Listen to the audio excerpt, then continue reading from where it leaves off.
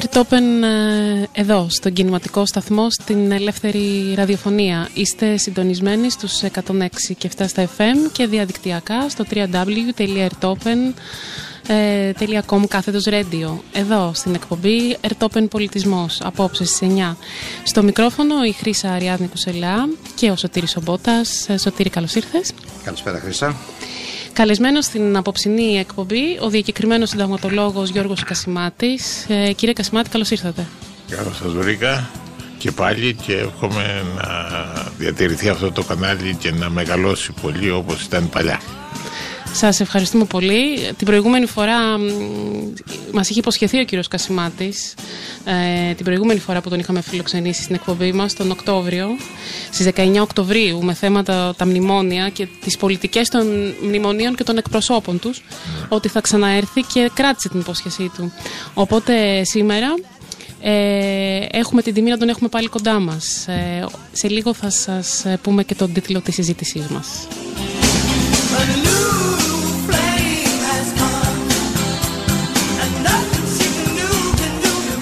Στην επιμέλεια του ήχου ο εξαιρετικός Μανώλης Σάλας.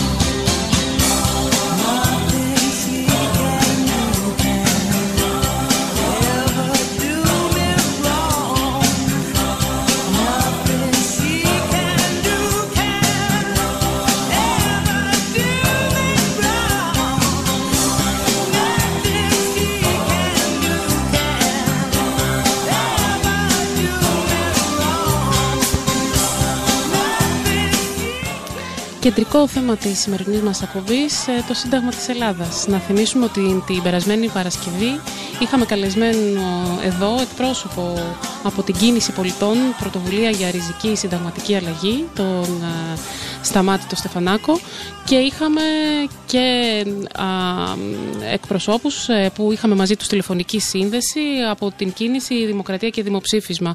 Ήταν πραγματικά μια γόνιμη συζήτηση και πολύ ενδιαφέρουσα, όπου μέσα από αυτή αναδείχθηκε, κύριε Κασιμάτη, η ανασυχία των πολιτών σε σχέση με τις εξελίξεις, τις τρέχουσες εξελίξεις, την παραβίαση των ανθρωπίνων δικαιωμάτων και των αστικών δικαιωμάτων στη χώρα μας. Βέβαια, η προσέγγιση που έγινε αφορούσε περισσότερο στην κατεύθυνση μιας πρωτοβουλίας για την αναθεώρηση του συντάγματος. Είναι πλέον ευδιάκριτο ότι μια μερίδα πολιτών έχει στραφεί προς αυτή την κατεύθυνση. Κοιτάξτε, ασφαλώς η πρωτοβουλία αυτή είναι πολύ σήμαντη και δικαιολογημένη. Όταν υποφέρει ένα κοινωνικοπολιτικό σύστημα από σοβαρές, ριζικές, θα έλεγα, παραβιάσεις του, και κυρίως ένας λαός παραβιάζεται και η δημοκρατία του, είναι γεγονός, είναι αναμενόμενο ο λαός, και λογικό αυτό, να αναζητεί λύσεις συνταγματικής πλέον μεταβολής του συστήματος. Στην πραγματικότητα όμως υπάρχουν ορισμένες, και αυτό θα έλεγα ότι είναι πολύ καρποφόρο, αλλά αυτή τη στιγμή δεν τον θεωρώ καρποφόρο αυτό το πράγμα, γιατί θα το δούμε και στη συνέχεια το γιατί, διότι είναι ένας μαξιμαλισμός αυτή τη στιγμή ο οποίος είναι μη πραγματοποιήσιμος, και θα σας πω γιατί, και είναι και ένας μαξιμαλισμός ο οποίος είναι εκτός χρόνου και τόπου και εκτός του προβλήματος που έχει σήμερα η Ελλάδα. Ασφαλώς χρειαζόμαστε μια ευρύτερη δημοκρατία. Ασφαλώς χρειαζόμαστε και ακόμη με αυτό το την αστική δημοκρατία, το σύστημα της αστικής δημοκρατίας, τα συντάγματα δηλαδή που σήμερα ισχύουν σχεδόν σε όλο τον κόσμο, της αντιπροσωπευτικής δημοκρατίας, χρειάζεται μία διεύρυνση προς το λαό.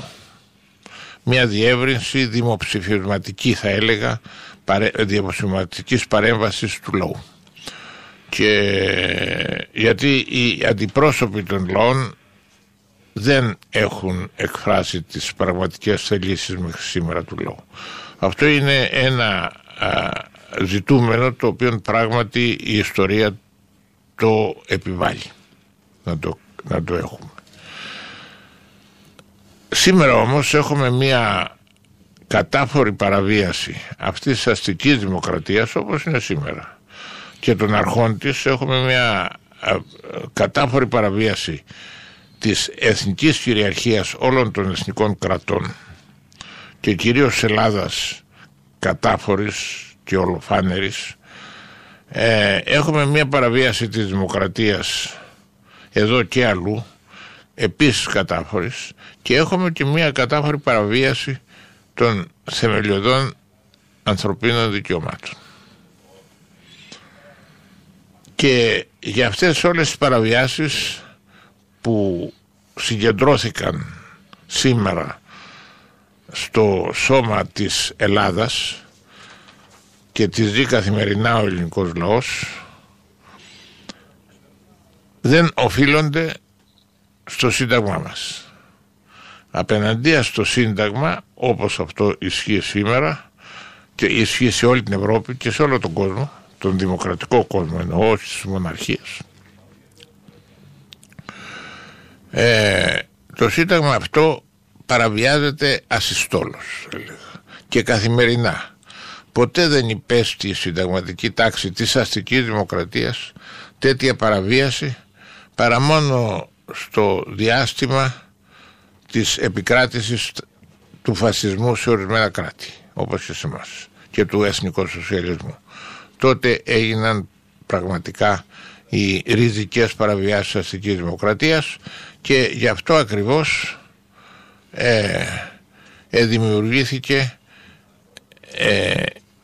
δημιούργησε η εμπειρία αυτή που την ξέρουμε από το Δεύτερο Παγκόσμιο Πόλεμο όλο το σύστημα του Οργανισμού Ηνωμένων Εθνών και της προστασίας της δημοκρατίας, της εθνικής κυριαρχίας και των δικαιωμάτων του ανθρώπου. Αυτά λοιπόν παραβιάζονται και τώρα βγήκαν από δύο πλευρές επιθυμίες να αναθεωρηθεί το Σύνταγμα αυτό το οποίο παραβιάζεται στην Ελλάδα. Η μία επιθυμία προέρχεται από το ίδιο το σύστημα παραβίασής της. Το σύστημα παραβίασής της φαίνεται ολοκάθαρα ότι πρέπει να είναι ύποπτο. Γιατί αφού το παραβιάζει αυτό το Σύνταγμα κάθε μέρα, γιατί θέλει να το αναθεωρήσει για να νομιμοποιήσει τις παραβιάσεις του. Αυτό είναι το απλό ερώτημα. Και η δεύτερη επιθυμία προέρχεται από τους ευαίσθητους εκείνους πολίτες, τους οποίους εκτιμώ βαθύτατα, οι οποίοι νομίζουν ή θεωρούν ότι η βασική αρχή ότι πρέπει να αποφασίζει ο λαός αυτή τη στιγμή είναι η λύση αντιμετώπισης της κατοχής που έχει η Ελλάδα, γιατί είναι κατεχόμενη χώρα. Αυτή τη συζήτηση είχα πει πολλές φορές, επειδή την έχω κάνει πολλές φορές, είπα ότι δεν θα τη συζητήσω ξανά, αλλά θα τη συζητήσω και εδώ από την Earth Open για τους ακροατές της. Σας ευχαριστούμε πολύ. Γιατί πραγματικά δημιουργεί μια πλάνη για την οποία χαίρονται οι εχθροί μας και οι κατακτητές μας και το θέλουν αυτό το πράγμα. Λέει λοιπόν να αναθεωρήσουμε σήμερα το Σύνταγμα και να δώσουμε εξουσίες στο λαό. Οι εξουσίες που θέλουμε για να ανατρέψουμε, για να απελευθερώσουμε την Ελλάδα από την κατοχή, τις έχουν όλα τα συντάγματα σήμερα, τα δημοκρατικά της Ευρώπης και της Αμερικής, την προβλέπουν και την θεσπίζουν και την διασφαλίζουν οι συνθήκες της Ευρωπαϊκής Ένωσης, την προβλέπει η συνθήκη του Συμβουλίου της Ευρώπης των Ανθρωπίνων Δικαιωμάτων και την προβλέπει και ο ίδιος ο ΙΕ ως υπέρτατη αρχή προστασίας της δημοκρατίας, της εθνικής κυριαρχίας και των δικαιωμάτων του ανθρώπου. Επομένως, δεν ήταν ο λόγος, και αυτό το δέχονται άλλωστε και οι ίδιοι επανειλημμένως, το έχουν δηλώσει και μου το έχουν πει και εμένα προσωπικά, ότι το Σύνταγμά μας δεν έφταιγε το ότι μας επιβλήθηκε αυτό το καθεστώς. Έφταιγαν ακριβώς οι δυνάμεις εκείνες που θέλουν να παραβιάζουν το Σύνταγμα για να επιβάλλουν την εξουσία τους. Την κερδοσκοπική τους εξουσία και τη γεωπολιτική τους εξουσία. Το ότι αυτές οι δυνάμεις όμως είναι ανεξέλεγκτες, η παγκόσμια και η ευρωπαϊκή ελίτ είναι ανεξέλεγκτη, πώς μπορεί να... Ναι, αυτή λοιπόν, όταν η παγκόσμια κοινότητα, όταν οι δυνάμεις αυτές είναι υπερεθνικές και κινούνται στο υπερεθνικό επίπεδο, είτε με την γεωπολιτική δύναμη των μεγάλων δυνάμεων, όπως είναι οι Ηνωμένες Πολιτείες και η Γερμανία σε εμάς, είτε με την δύναμη του σύγχρονου, της δεύτερης φάσης του καπιταλισμού που λέγαμε, του κεφαλαίου, που έχει φύγει από τη διαδικασία της παραγωγής αγαθών και υπηρεσιών και έχει περάσει στο επίπεδο της κερδοσκοπίας του τζόου, και θέλει να απομυζήσει όλες τις οικονομίες των εθνικών κρατών και να τις πάει σε αυτό το επίπεδο. Αυτές οι δύο δυνάμεις λοιπόν εκπροσωπούνται σήμερα από την κυριαρχία των δανειστών μας, και κυρίαρχος τους δανειστές μας δεν είναι απλώς, είναι μεν το σύνολο των κυβερνήσεων της Ευρωζώνης, αλλά κυρίως είναι η γερμανική κυβέρνηση, η οποία κυριαρχεί πάνω στη δύναμή τους. Και από την άλλη μεριά μέσω του Διεθνούς Νομισματικού Ταμείου οι Ηνωμένες Πολιτείες. Και η χώρα μας, όπως είναι γνωστό, είναι ιδιαίτερα παγκοσμίως ενδιαφέρουσα, όπως και η Κύπρος το ίδιο, διότι η ζώνη την οποία κατέχουμε ή στην Μεσόγειο είναι η πλουσιότερη της Μεσογείου και η σημαντικότερη ίσως παγκοσμίως από πλευράς γεωπολιτικής, λόγω της σύγκρουσης σήμερα δυτικού και ασιατικού κόσμου στο θέμα της κυριαρχίας της Ευρώπης. Γενικά της κυριαρχίας του κόσμου. Η σύγκρουση δηλαδή των πλανηταρχών σήμερα. Με αυτό το επομένως, γι' αυτό και το Κυπριακό συνδέεται άμεσα με τα εθνικά μας συμφέροντα και το θεωρώ στο πρώτο εθνικό θέμα που έχουμε. Γι' αυτό ακριβώς η τροποποίηση του συντάγματος όχι απλώς δεν θα προσφέρει, και η σημαία αυτή τη στιγμή ότι ο λαός πρέπει να αποφασίσει, είναι για τη σημερινή κατάσταση ουτοπικός, για τους εξής λόγους. Πρώτον, ότι για να αλλάξει το Σύνταγμα σε τέτοιο βαθμό όπου να περάσει η άμεση η εξουσία η βασική στο λαό, σημαίνει ότι τροποποιούνται οι θεμελιώδεις αρχές του συντάγματος και επομένως αυτό γίνεται μόνο ή με πραξικόπημα ή με επανάσταση. Για να γίνει όμως ένα τέτοιο πραξικόπημα εναντίον των αρχών αυτών, θα πρέπει να συμφωνήσει και ή μια επανάσταση, θα πρέπει να συμφωνήσει η διεθνής κοινότητα, διότι σήμερα με την τεχνολογική εξέλιξη που έχουμε δεν μπορεί να γίνει καμία απολύτως κίνηση εναντίον της νομιμότητας αυτής. Σε πιάνει αμέσως. Δεν υπάρχει περίπτωση, σε ελάχιστα χρονικά διαστήματα, σε ελάχιστα λεπτά θα έλεγα. Κύριε καθηγητά, να σας κάνω μια ερώτηση. Ναι. Πάνω σε αυτό που λέτε. Θα πρέπει να πάρουμε δηλαδή την άδεια της Γερμανίας ή της οποιασδήποτε κατακτητικής δύναμης για να επαναστατήσουμε για την εθνική μας ανεξαρτησία? Όχι βέβαια. Δεν θα πάρει την άδεια. Δεν θα πάρει την άδεια, διότι ούτως ή άλλως δεν θα στη δώσει και δεν χρειάζεται να ζητήσει άδεια. Το ζήτημα είναι ότι θα επέμβει. Το ζήτημα είναι ότι θα επέμβει. Και το ζήτημα είναι ότι δεν μπορεί να αντέξει ένα κράτος, όσο μεγάλο κι αν είναι, στην επέμβαση της διεθνούς κοινότητας. Διότι όταν θα πέσουν όλες οι τράπεζες, όχι μόνο αλλά ενδεχομένως και ανατολικών χωρών ακόμη, τράπεζες οι οποίες έχουν συμφέροντα εδώ και είναι συνδεδεμένες, εναγκαλιασμένες μάλιστα μέχρι θανάτου στο ντόμινο αυτό, δεν υπάρχει περίπτωση ότι θα μείνουν απαθείς. Γι' αυτό και υπάρχει και η παραμικρή μάλιστα παραβίαση. Άμα ξέρει κανείς, όπως έχω ζήσει εγώ, τις αναθεωρήσεις του συντάγματος, μια ελάχιστη παρέκβαση αν κάνεις από αυτό που μπορείς να αναθεωρήσεις, αμέσως έχεις επεμβάσεις από τις πρεσβείες. Κύριε καθηγητά, λοιπόν, αυτά όλα λοιπόν, για να μπορέσει να τα ανατρέψει ένας λαός, χρειάζεται πρώτα μυστική οργάνωση και όπλα. Είναι σαφές. Μπορεί να γίνει παθητική αντίσταση, όπως έγινε επί Γκάντι στις Ινδίες.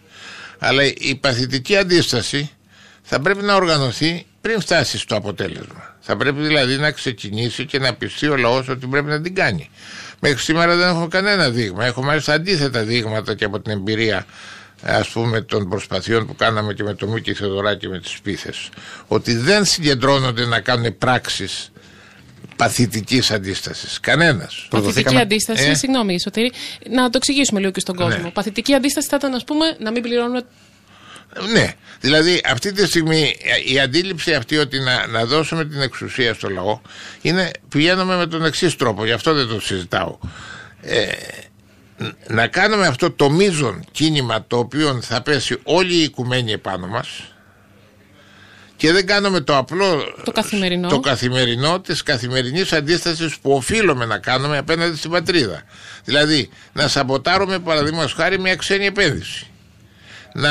Να μην πληρώσουμε τον έμφυα και να μαζευτούμε και τα λοιπά.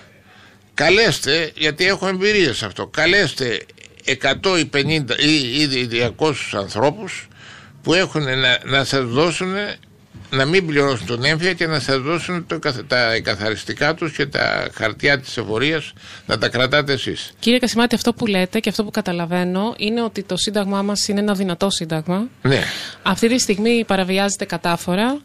Και ότι ο πολίτης, παρότι είναι πολύ λογικό το ότι στρέφεται και σε αυτή την αναζήτηση αναθεώρησης, αυτό που προτείνεται είναι ότι δεν πρέπει να είναι προτεραιότητά του η αναθεώρηση του συντάγματος, αλλά θα πρέπει να εστιάσει στο κομμάτι εκείνο που προκύπτει και από το Σύνταγμα και στο οποίο θα πρέπει να εφαρμοστεί το Σύνταγμα. Δηλαδή να πρέπει να βρει τους τρόπους με τους οποίους το Σύνταγμα θα εφαρμοστεί. Δηλαδή να εστιάσει στην παραβίαση του Συντάγματος. Και σε δεύτερο... γιατί ακριβώς δεν έχω καταλάβει από αυτούς που θέλουν. Παραδείγματος χάρη, εγώ είμαι αντίθετος εντελώς και το έχω δηλώσει επανειλημμένως επίσημα για την επιθυμία της κυβέρνησης να κάνει αναθεώρηση. Την θεωρώ ότι δεν είναι δημοκρατικά νομιμοποιημένη. Γιατί για να υπάρχει συντακτική συνέλευση θα πρέπει να έχει νομιμοποίηση δημοκρατική.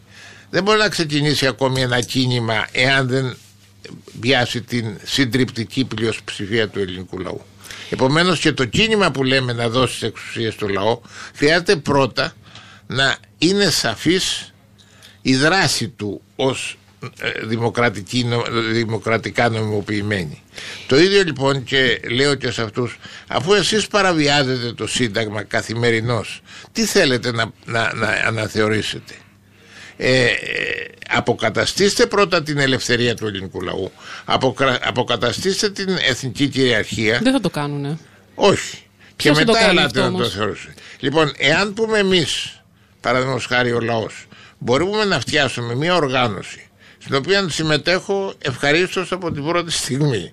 Μπορεί να φτιάσει μια οργάνωση η οποία να ξεκινήσει μια αντίσταση παθητική, νόμιμη αντίσταση, σύμφωνα με το ακροτελεύτιο το οποίο δεν θα είναι νόμιμη για το σύστημα, δηλαδή θα έχει συνέπειες. Θα είναι με βάση το Σύνταγμα όμως. Θα πρέπει να ξέρει, αλλά είναι μες στο Σύνταγμα. Διότι σήμερα παραβιάζεται το Σύνταγμα. Και αντί να στραφούμε κατά αυτής της παραβίασης με το ακροτελεύτιο άρθρο, με τα μέσα που δίνει αυτό και μπορούμε να τα κάνουμε πραγματικά. Το ακροτελεύτιο άρθρο τι λέει για τον κόσμο? Λέει ότι μπορούμε να χρησιμοποιήσουμε με κάθε μέσο να αντισταθούμε κατά της παραβιάσεως των θεμελιωδών αρχών του συντάγματος και όλου του συστήματος. Αυτό το λέει. Επομένως, θεωρητικά, άμα το διαβάζουμε, σου λέει μπορώ να πιάσω και όπλα. Αλλά είναι ανέφικτο πρακτικά αυτό. Έχει παρέλθει η εποχή. Έχει παρέλθει η εποχή αυτού του είδους της αυτής. Η μόνη που μένει όμως είναι η αντίσταση η πολιτική του λαού. Και η πολιτική αντίσταση θα πρέπει να οργανωθεί για να είναι πιστική. Δεν είναι μόνο μια συγκέντρωση στο Σύνταγμα, ούτε με ένα απλό όχι στις εκλογές, το οποίο το έχουμε. Έχει τη διάθεση ο ελληνικός λαός, αλλά θα πρέπει να βρεθούν τα πρόσωπα που θα το οργανώσει αυτό, ούτως ώστε να είναι αξιόπιστη η κατάλυση. Σε αυτή τη φάση όμως, όταν φτάσει σε αυτό το σημείο, θα πρέπει να ξέρουμε ότι οι ξένες δυνάμεις θα προσπαθήσουν με κάθε τρόπο, αφού προσπαθήσουν και εξαντλήσουν όλα τα μέσα τρομοκρατίας, θα προσπαθήσουν να το χαλιναγωγήσουν αυτό. Και εκεί χρειάζεται η μεγάλη αντίσταση. Και εκεί χρειάζεται η δύναμη, που δεν είναι εύκολα, και μόνο ένας μεγάλος, μια μεγάλη ηγεσία, συλλογική ή μονοπρόσωπη, θα μπορούσε να το καταφέρει, για να καταλάβουν οι μεγάλες δυνάμεις ότι αν χρησιμοποιήσουν τα πολεμικά μέσα που έχουν για να σώσουν τα συμφέροντά τους, διότι θα ζημιωθούν, δεν υπάρχει αμφιβολία, αυτοί κερδίζουν σήμερα παρανόμως. Επομένως, όταν τους κόψεις την παρανομία αυτή και αποφασίσει ο λαός να ανακτήσει τα δικαιώματά του, αυτοί χάνουν όλα αυτά τα κέρδη. Επομένως, θα έχουν το δίλημμα ή να το χειριστούν πολιτικά με διάφορα μέσα και να μπορέσουν να δώσουν μια λύση, ή θα πρέπει να επέμβουν πλέον ακόμη και δυναμικά. Αυτά όλα λοιπόν, αντί να λοιπόν σήμερα εγώ γι' αυτό είμαι, διότι τα ουτοπικά συστήματα, το να μαζέψουμε να αλλάξουμε το Σύνταγμα, δηλαδή δεν έχει καμία νόημα όταν δεν έχεις μετά να το εφαρμόσεις. Πρώτα πρέπει μετά, από τη στιγμή που κάνεις τη συντακτική συνέλευση, να εφαρμόσεις το νέο Σύνταγμα. Και πρέπει να έχεις ανθρώπους να το εφαρμόσεις. Λένε παραδείγματος χάρη σήμερα, για να σας φέρω ένα παράδειγμα, λένε παραδείγματος χάρη σήμερα ότι έπρεπε ο πρόεδρος της Δημοκρατίας, πρέπει στο νέο Σύνταγμα να έχει εξουσίες ο πρόεδρος της Δημοκρατίας, να βγαίνει από το λαό και να παρεμβαίνει, διότι θα παρενέβαινε ως πρόεδρος της Δημοκρατίας που είναι πάνω από τα κόμματα σε τέτοιου είδους παραβιάσεις. Σήμερα το δικαίωμα αυτό το έχει. Αν είχε και την εξουσία ο άξιος και νόμιμος πρόεδρος της Δημοκρατίας, ο Προκόπης ο Παυλόπουλος, ο οποίος είναι και γνώστης του συντάγματος βαθύς, αν είχε αυτή την εξουσία να προκηρύξει δημοψήφισμα για αλλαγή του συντάγματος, θα το έκανε? Έχετε την εντύπωση ότι θα το έκανε, ή θα το έκανε ο προηγούμενος πρόεδρος? Κανένας. Ή θα το έκανε, εάν το έκανε πάλι σε προηγούμενη εποχή ο κ. Σαντζετάκης ή ο Στεφανόπουλος, θα το κάνανε προς αυτή την κατεύθυνση ή σε κατεύθυνση άλλη που δεν θα ξέραμε τι είναι? Επομένως, το να επικαλείσει ότι πρέπει να δώσει εξουσίες σε ένα πρόσωπο, θα θυμίσω ότι είναι προϊόν δύο αρχετύπων που τα έχει πει ο Κώστας ο Βάρναλης. Τα έχει στο τραγούδι του Τρελού, που λέει να είχαμε ένα βασιλιά να μας εθαμπώνει, με λυρί στο κούτελο και φωνή τρομπώνει. Αυτό είναι το αρχέτυπο του ευρύτερου κοινού που θέλει εξουσία του ενός. Γιατί είναι το αρχέτυπο από την πρωτόγονη εποχή του φιλάρχου και μετά του μονάρχη. Το αρχέτυπο το άλλο το έχουν οι πολιτικοί μας και οι συνάδελφοί μου. Δηλαδή το αρχέτυπο είναι το άλλο, να είχαμε ένα βασιλιά δράκο με χοντρόλεμο, σέρτικο και αράθιμο για να κάνει πόλεμο. τι θα τον κάνεις, αφού εσύ θα τον βγάλεις? Αφού οι συντηρητικές, οι ίδιες κομματικές δυνάμεις, έστω και αν δεν υπάρχουν κόμματα, θα τον βγάλουν. Αυτός θα σε προστατεύσει. Κάνετε έτσι, είναι πολύ εύστοχο αυτό που λέτε, γιατί στην ουσία μιλάτε για αλλαγή νοοτροπίας. Ναι. Αλλαγή νοοτροπίας των πολιτών. Δεν αμφισβητείτε μέσα από αυτή την εκπομπή ότι η εξουσία πρέπει να πηγάζει από τον λαό, αλλά προϋποθέτει όμως και μια νοοτροπία. Προϋποθέτει ότι αυτά τα αρχέτυπα πλέον είναι πεπερασμένα και δεν εξυπηρετούν στην ουσία τον πολίτη. Εγώ θα σας κάνω μια ερώτηση, να περάσουμε να ακούσουμε λίγο μουσική και στη συνέχεια να σας κάνει και κάποιες ερωτήσεις εδώ ο συμπαρουσιαστής μας, ο Σωτήρης ο Μπότας. Τι προμηνύουν αυτές οι συνεχείς ριζικές παραβιάσεις της αστικής δημοκρατίας και του συντάγματος κατά τη γνώμη σας? Αυτές οι αλλεπάλληλες ριζικές παραβιάσεις της αστικής δημοκρατίας και του συντάγματος, τι προμηνύουν για σας? Δεν σας ζητάω να γίνετε μάντης, απλά... Όχι, έχουν μια λογική. Μια λογική προοπτική. Αυτό επιδιώκουν. Το σύγχρονο σύστημα εξουσίας, το υπερεθνικό, για να εφαρμόσει αυτή την πολιτική του, η πολιτική αυτή δεν χωράει, το έχω αναλύσει στο βιβλίο μου, δεν χωράει στις εγγυήσεις που παρέχει σήμερα το διεθνές δίκαιο και τα συντάγματα της αστικής δημοκρατίας. Δεν χωράει στην παραβίαση. Όταν λέει, παραδείγματος χάρη, ο καταστατικός χάρτης του ΟΗΕ ότι καμία απολύτως διεθνής συμφωνία δεν είναι έγκυρη εάν παραβιάζει τα δικαιώματα του ανθρώπου και την εθνική κυριαρχία και την δημοκρατία.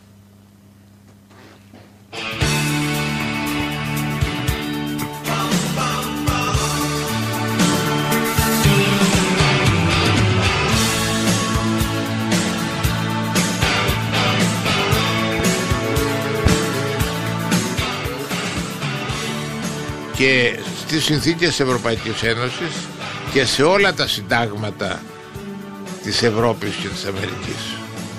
Αυτά λοιπόν θέλουν να τα καταργήσουν, και η κίνηση που βλέπετε από κυβερνήσεις όπως η δική μας αυτή τη στιγμή για αναθεώρηση του συντάγματος έχουν αυτή τη γραμμή, να καταργήσουν τις εγγυήσεις για να νομοποιήσουν τις παραβιάσεις τους, να ανοίξουν παράθυρα και πόρτες, να περνάει αυτή η πολιτική. Αυτή είναι ο σκοπός. Και αυτό το βοηθάνε οι άλλοι ευαίσθητοι δημοκρατικοί άνθρωποι με το να λένε θέλουμε συντακτική συνέλευση αυτή τη στιγμή. Απελευθερώστε πρώτα το λαό και τότε ο ελεύθερος λαός μπορεί να κάνει συντακτική συνέλευση.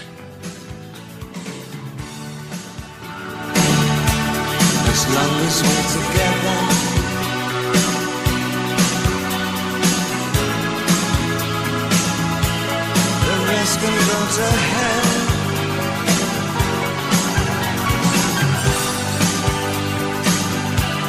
I absolutely love you.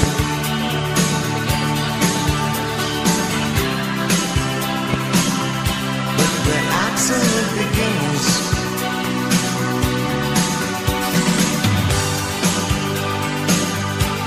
With eyes completely open.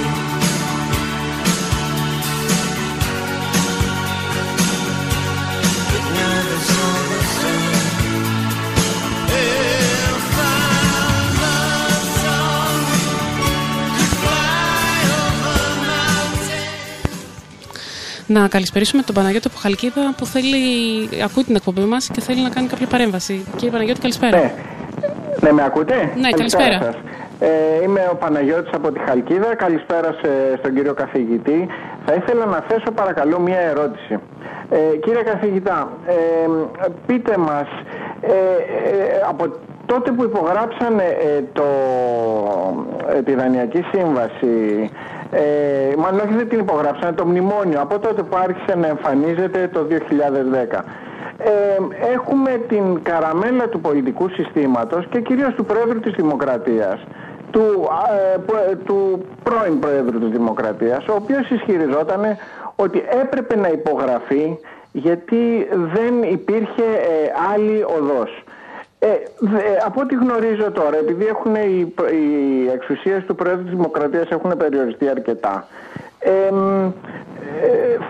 αρκεί μια υπογραφή από το αρμόδιο Υπουργείο για να μπορεί ένας νόμος να αρχίσει να ισχύει και να πάει στο Εθνικό Τυπογραφείο.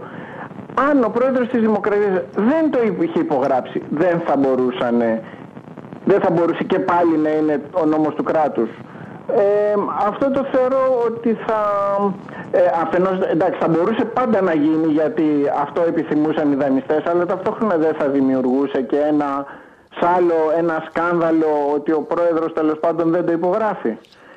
Αυτή είναι η ερώτησή μου. Και τώρα το έχει το δικαίωμα, αλλά δεν το κάνει. Παρακαλώ. Και τώρα το έχει το δικαίωμα, αλλά δεν το κάνει. Δεν το κάνει. Μάλιστα. Δηλαδή θα μπορούσε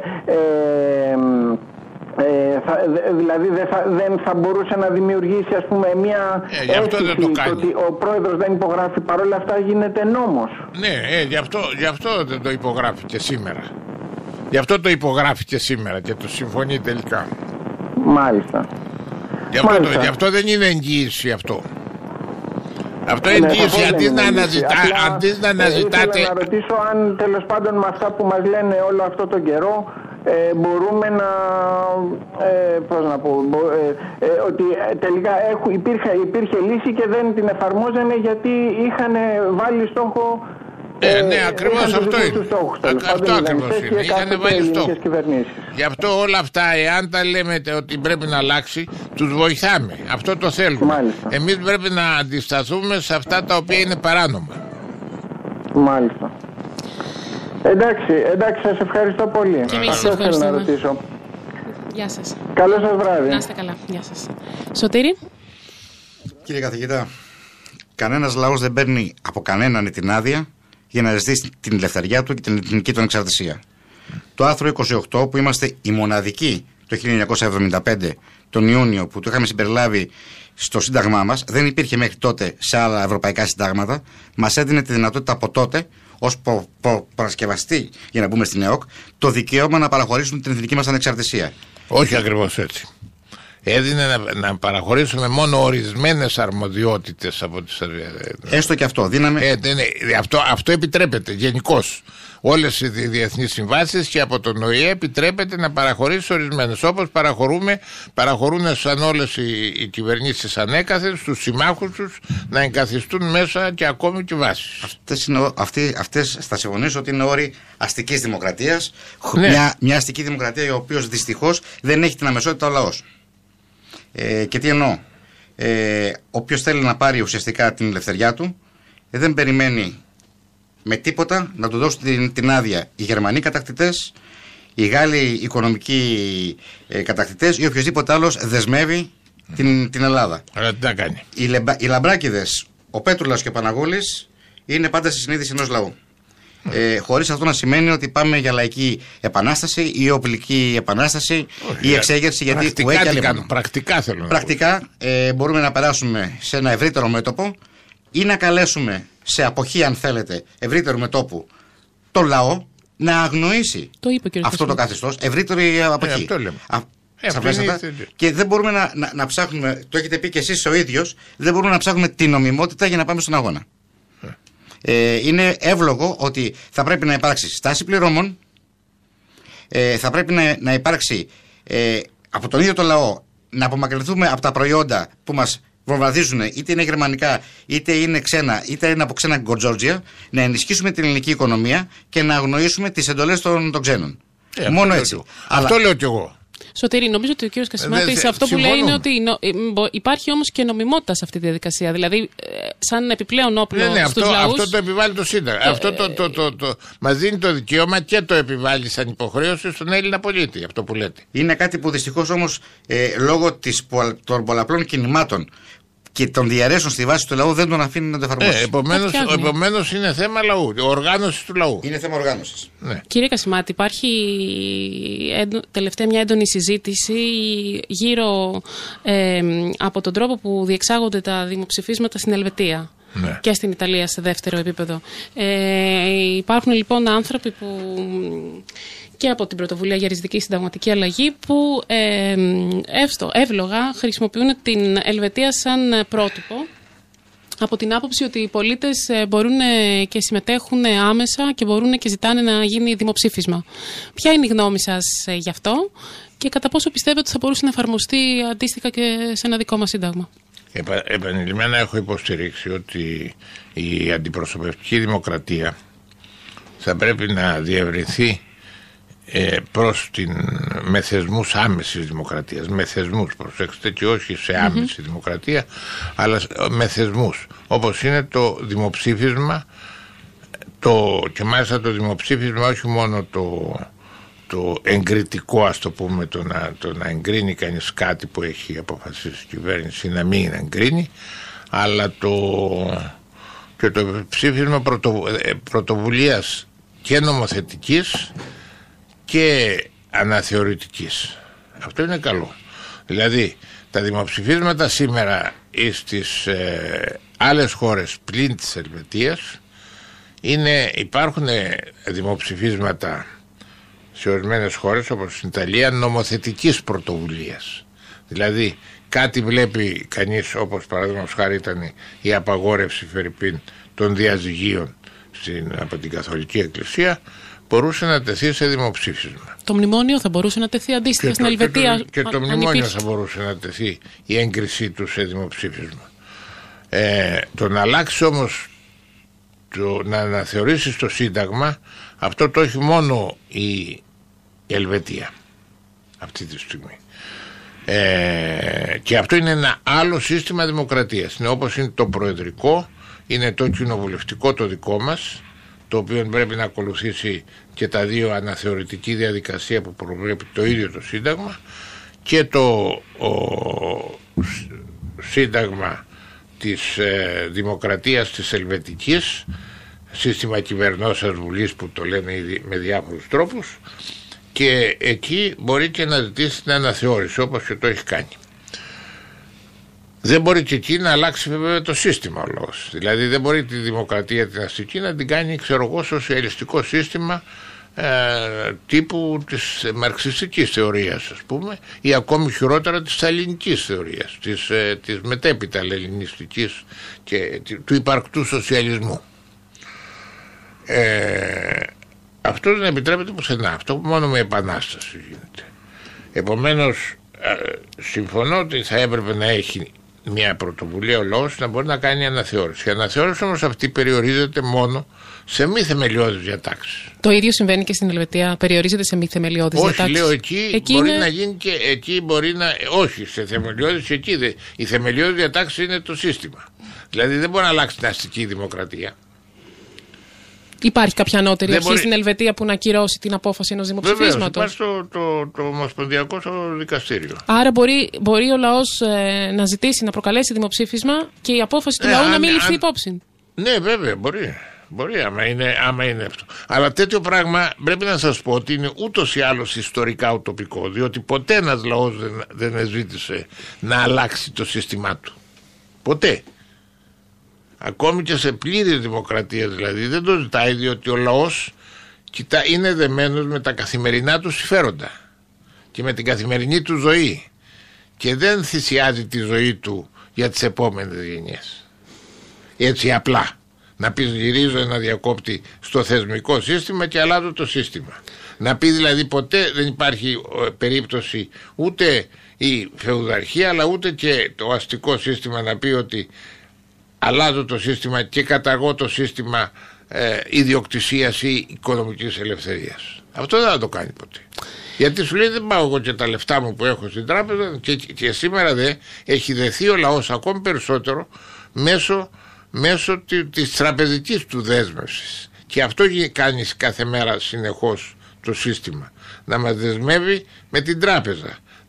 Να παίρνει δηλαδή η τράπεζα ουσιαστικά τη διαχείριση της περιουσίας σου.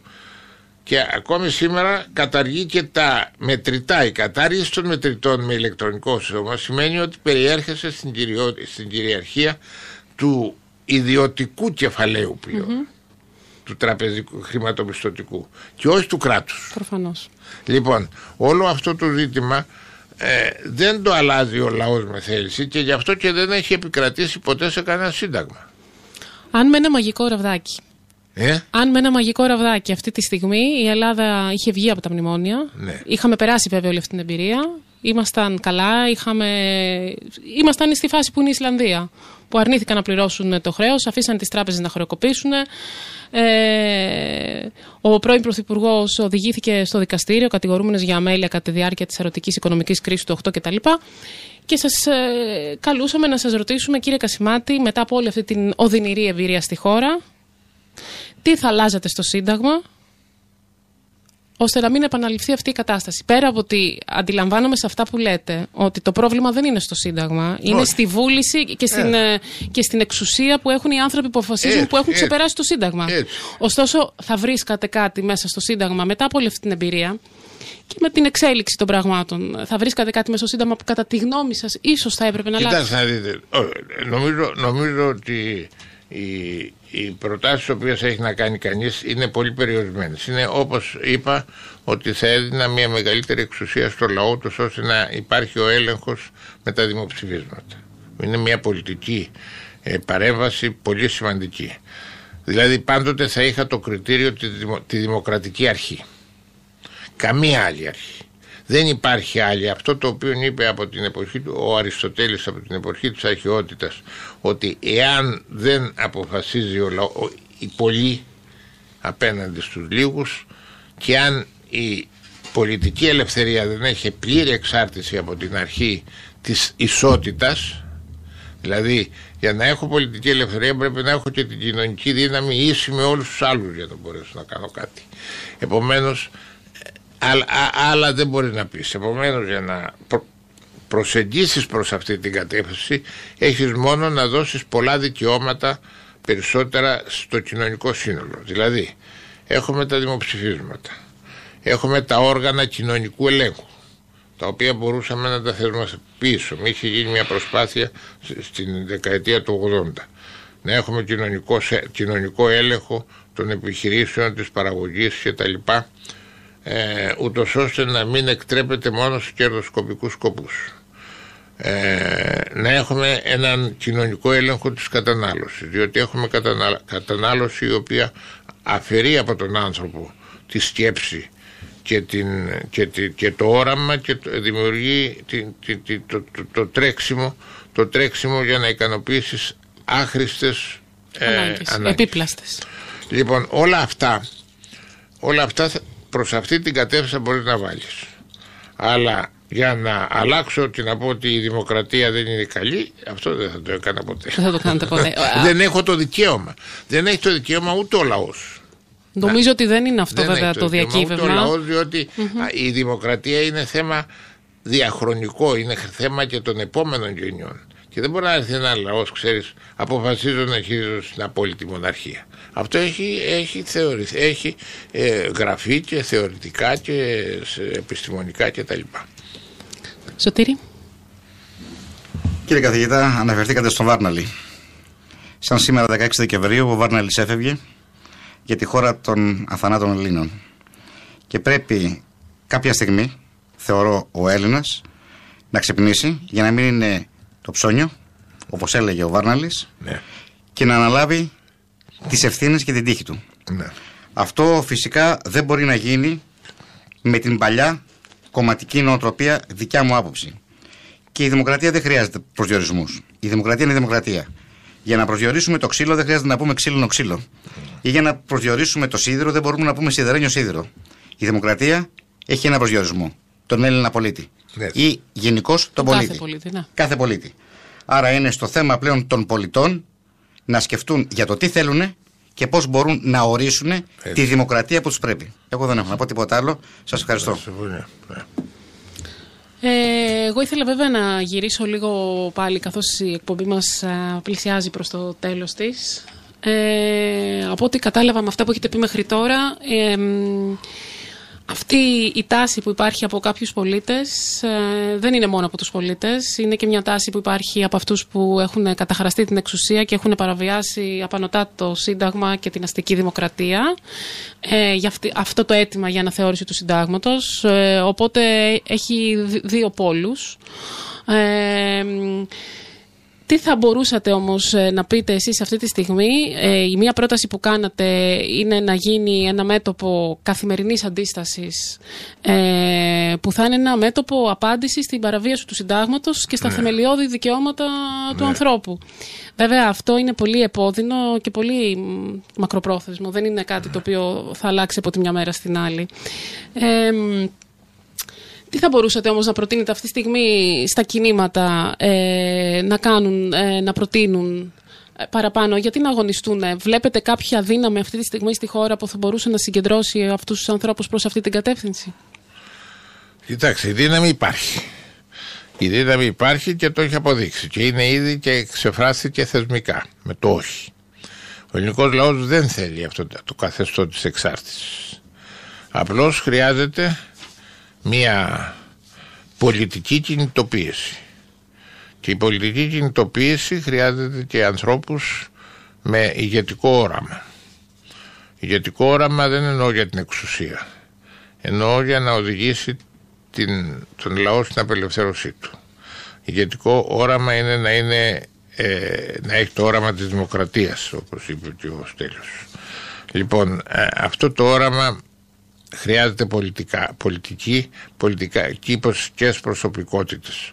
Ο λαός είναι μπερδεμένος, έχει δίκιο να είναι μπερδεμένος, διότι λέει όχι, αλλά δεν ξέρει ούτε το πώς, ούτε σε τι.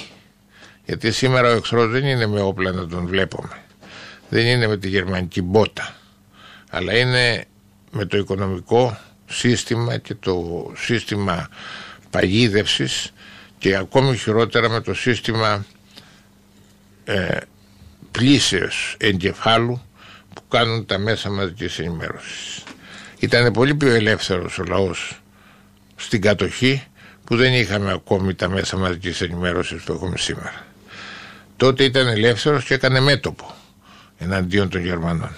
Σε μια εποχή που δεν ήξερε κανένας όταν ανέβαινε στο βουνό πόσα χρόνια, μάλιστα υπολόγιζε ότι μπορεί να κρατήσουν και αιώνες η δύναμη της Γερμανίας όπως φαινόταν τότε, αλλά πήγαινε και ήξερε ότι μπορεί να σκοτωθεί την άλλη μέρα, αλλά πήγαινε. Σήμερα δεν πάει. Όχι, δεν πάει να σκοτωθεί, δεν πάει να διακινδυνεύσει το μικρό λογαριασμό που έχει στην τράπεζα. Έχουν καταφέρει σήμερα ο καπιταλισμός να τους κάνει όλους συμμάχους οικονομικά και με την καταναλωτική κοινωνία να τους διαφθείρει και αντιστασιακά.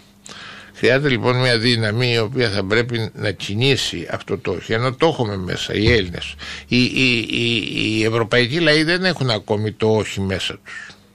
Εμείς το έχουμε τώρα, το έχουμε, αλλά πρέπει να το αξιοποιήσουμε πολιτικά. Η πολιτική είναι διαφορετικό, είναι θέληση και πράξη. Τη θέληση την έχουμε. Το πρόβλημα είναι της πράξης. Γι' αυτό το μήνυμα το οποίο θέλω να δώσω, που βγαίνει και από την όλη μου στάση για το θέμα αναθεώρησης ή αλλαγής του συστήματος.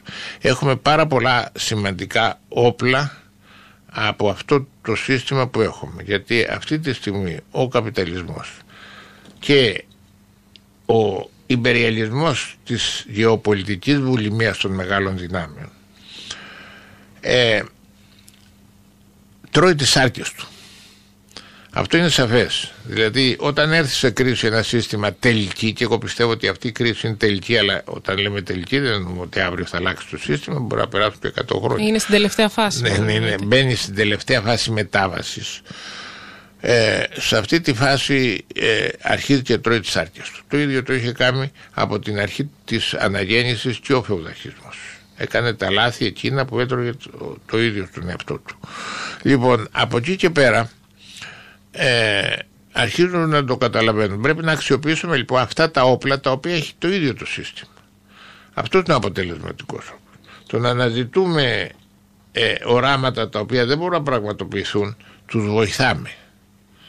Και γι' αυτό εκείνο το οποίο είναι το μήνυμα που θέλω να δώσω, να κοιτάξουμε να αντισταθούμε, έστω και όπως αντιστάθηκαν αυτοί σε μια φάση που την εγκατέλειψαν και αυτοί στο τέλος για τα διόδια που λέμε. Δηλαδή ακόμη και για τα καθημερινά, όταν γίνει μαζικό κίνημα για κάτι, ανησυχεί τους κατακτητές μας. Ήθελα να σας ρωτήσω, αν δεν κάνω λάθος, να με διορθώσετε, διότι η νομική επιστήμη δεν είναι ο κλάδος μου. Μετά την αποκατάσταση της δημοκρατίας γίνανε 3 αναθεωρήσεις στο Σύνταγμά μας ή παραπάνω. Πώς, ναι, 3. 3, το 1986, το 2001 και το 2008. Ναι. Σε αυτές τις αναθεωρήσεις, είστε σε κάποια από αυτές τις αναθεωρήσεις επικριτικός σε κάποιο σημείο? Θεωρείτε ότι αυτές οι αναθεωρήσεις εξυπηρέτησαν ταξικά συμφέροντα? Θεωρείτε ότι αυτές οι αναθεωρήσεις δώσανε περισσότερη εξουσία στο λαό ή λιγότερη, ή αφαίρεσαν? Κοιτάξτε, η αναθεώρηση, πρώτα η λεγόμενη αναθεώρηση του 1975 μετά τη μεταπολίτευση ήταν ένας σημαντικός εξυγχρονισμός, διότι το Σύνταγμα του 1952 ήταν το πιο αντιδραστικό Σύνταγμα της Ευρώπης μετά τον πόλεμο. Κανένα Σύνταγμα στην Ευρώπη δεν ήταν τόσο συντηρητικό και τόσο αντιδραστικό. Το Σύνταγμα του 1970, η αναθεώρηση του 1970, η οποία ήταν στην ουσία έθιξε θεμελιώδεις αρχές του συντάγματος, αλλά αναγνωρίστηκαν διότι ήταν βελτίωση. Και γι' αυτό δεν θέλησε τότε να το ονομάσει ποτέ ο Καραμαλής συντακτική εξουσία του 1970, αλλά αναθεωρητική, ενώ επέμενα και ήταν στην πραγματικότητα συντακτική εξουσία. Αλλά δεν ήθελε, διότι αυτό προκαλεί πάντοτε και τότε ακόμη τη διεθνή κοινότητα. Σου λέει τι πάει να κάνεις αμέσως. Λοιπόν, αυτό το ζήτημα λοιπόν ήταν μια σοβαρή, δηλαδή τότε που έγινε το Σύνταγμα ήταν το καλύτερο της Ευρώπης. Σήμερα είναι το ελβετικό που έγινε το 1999. Πρέπει να σας πω ότι η Ελβετία, αυτό το σύστημα, το Σύνταγμα της μέχρι το 1999 που το ήταν το παλαιότερο Σύνταγμα της Ευρώπης. Ήταν της εποχής των μέσων του 19ου αιώνα και δεν είχε μέσα ούτε τα δικαιώματα της Γαλλικής Επανάστασης.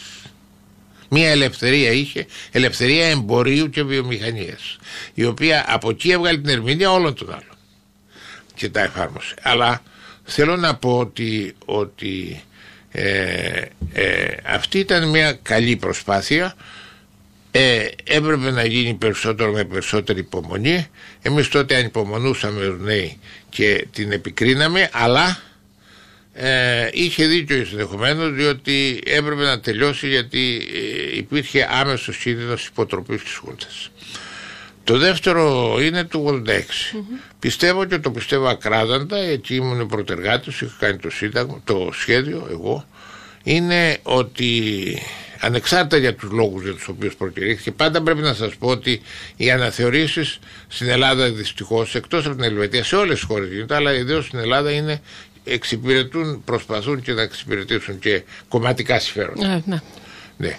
Αλλά η αναθεώρηση που κατήργησε τους υπερεξουσίες του Προέδρου της Δημοκρατίας, τις οποίες έβαλε ενσυνείδητα ο Καραμανλής, και το ξέρω και άμεσα και προσωπικά από αυτόν, ήταν διότι είχε επηρεαστεί ακριβώς από την νοοτροπία του Ντεγκόλ, που έκανε το ίδιο στη Γαλλία, για να μπορεί να δέσει ενδεχόμενες εκτροπές προς την μία, εισαγωγικές εκτροπές προς τη μία κατεύθυνση προς την άλλη. Και σου λέει, ας έχω να μπορώ να χαλιναγωγώ τις κυβερνήσεις. Αυτό ήταν αντιδημοκρατικό. Δεν συμβιβάζεται με την κοινοβουλευτική δημοκρατία. Και γι' αυτό έπρεπε να καταργηθούν. Κατηγορείται αυτή, διότι ποτέ δεν πρέπει να έχει παραπάνω εξουσίες από ό,τι ορίζει το Σύνταγμα ο κοινοβουλευτικός. Την υπέρτατη εξουσία πρέπει να την έχει το κόμμα το οποίο το βγάζει το λαό. Το βγάζει ο λαός. Αυτό πρέπει να είναι. Βέβαια στο κοινοβουλευτικό σύστημα έχει την εξουσία του, συγκεντρώνεται η εξουσία στον Πρωθυπουργό. Αυτό είναι από την Αγγλία. Σε όλα τα κράτη ο Πρωθυπουργός είναι που ακούγεται, όχι ο Πρόεδρος της Δημοκρατίας. Και οι άλλες δύο αναθεωρήσεις του 2001 και του 2008 δεν ήταν σημαντικές. δεν ήταν σημαντικές. Ήταν μάλιστα καθαρά κομματικές. Στηρίχθηκε μάλιστα το 2001 στη δίθεν συνένεση, και όταν ακούς συνένεση και όχι μάχη στο θέμα της αναθεώρησης, σημαίνει ότι καλύπτουν και οι δύο με συμφωνία ορισμένα πράγματα, και ήταν ασήμαντες συμφωνίες.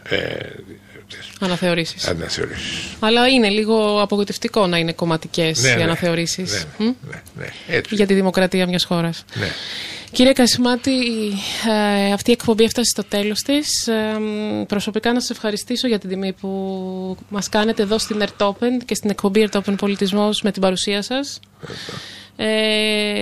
Και σαν επιστήμονας και εγώ και ο Σωτήρης, άνθρωπος των κινημάτων, μέλος του Δικτύου Σπιθών Ελλάδα, θεωρούμε ότι η παρουσία σας είναι ιδιαίτερα σημαντική. Σας εκτιμάμε σαν άνθρωπο, σαν προσωπικότητα και σαν επιστήμονα. Σας ευχαριστώ πάρα πολύ. Εγώ σας ευχαριστώ που για μένα είναι τιμή να επικοινωνώ πάντοτε με τους Έλληνες πολίτες και κυρίως με τους ακροατές της Ερτόπεν και με την ίδια την Ερτόπεν, η οποία έχει μια αγωνιστική θέση που θα έπρεπε να αναγνωριστεί και επισήμως. Σας ευχαριστούμε και για αυτή την επισήμανση. Σας ευχαριστούμε πολύ. Στην επιμέλεια του ήχου ο Μανώλης ο Σάλας. Μανώλη, σε ευχαριστούμε. Η εκπομπή Ερτόπεν Πολιτισμός έφτασε στο τέλος της. Αγαπητοί ακροατές, γεια σας.